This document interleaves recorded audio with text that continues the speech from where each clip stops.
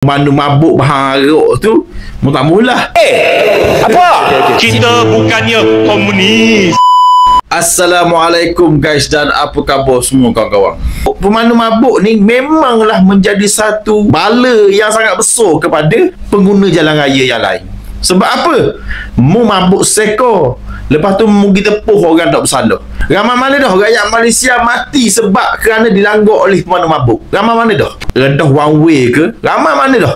Tapi mu nak marah, mu nak ngamuk, mu nak katok kereta hok mabuk ni sampai pecah, tak menang lemu pun. Betul tak aku kata tak menang lemu? Mu tengok berapa ramai dah pemandu mabuk, kalau kena hukum sekalipun tak setimpa dengan nyawa orang yang mati kena tepuh dia. Betul tak aku kata? Laki bini mati nak pergi kerja pagi kena tepuh, tinggal anak-anak kecek. Lepas tu siapa nak jaga anak kecek dia? Jadi gini, pendek cerita lah, gini senang. Benda-benda yang berlaku ni dia ada payung dia. Benda apa? Undang-undang. Mu nak ngamuk sekalipun kita tak boleh melepasi undang-undang. Faham ke tak? Kalau mu mabuk, mu bawa kereta one way, mu langgar orang mati, tak filat lampu merah, mu langgar kok mati orang tu. Adakah orang yang langgar ni kena buku bunuh? Tak. Sebab tu undang-undang. Nak kan ni undang-undang. Oh, di mana bumi dipijak, di situ langit dijunjung. Di mana mu duduk dalam sesebuah negara, di situ ada undang-undang negara tersebut. Tu kena khabar mu. Jadi sekarang ni mu puas hati tak dengan undang-undang kepada pemandu mabuk yang melanggar orang sampai mati? Ni hok tanya aku ni, mu puas hati tak?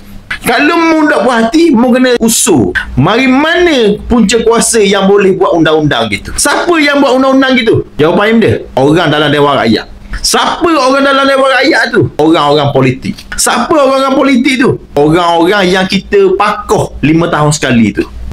Situ duduk. Mu kena faham situ dulu. Mu nak ngamuk, mu nak marah, tak guna skepeng.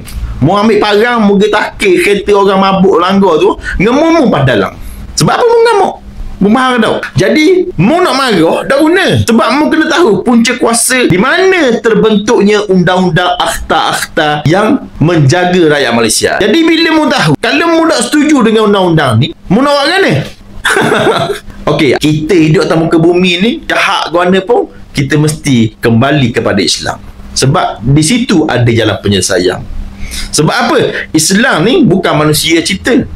Islam ni daripada mana? Daripada Allah Subhanahu Wa Taala. Allah yang menjadikan kita.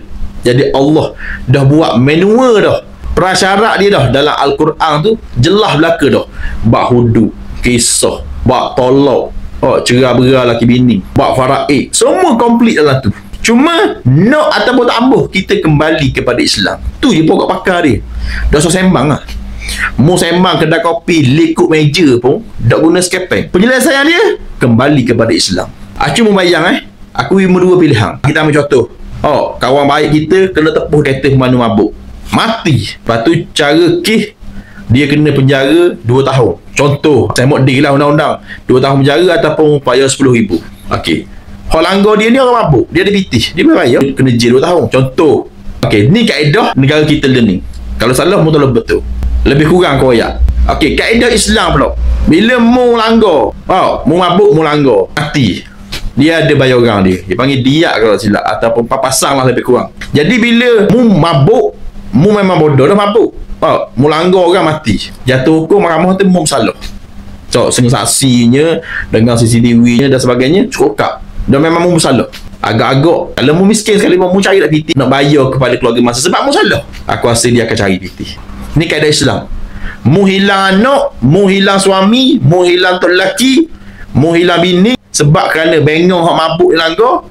Tapi kaedah Islam sekurang-kurangnya dapatlah menampung. Kalau tinggal anak kecek, ada PT untuk dia nak besar. Mu tinggal balu, hak tak ada kerja buat, ada PT untuk sara hidup. Sementara dia nikah lain, nak nikah lain tu hak dia lah. Nak kabarnya Islam tu comel. Jadi sekarang ni undang-undang dalam negara kita ni, akhta dan sebagainya, dia terkait dengan orang hak mengundi tu. Sebab dia ni lah sama ada dia nak gubah undang-undang, nak masukkan ciri-ciri undang-undang Islam ataupun nak teruskan dengan undang-undang sekarang. Tu orang hak mengundi. Kesudahan dia tepuk dada, tanya imam masing-masing.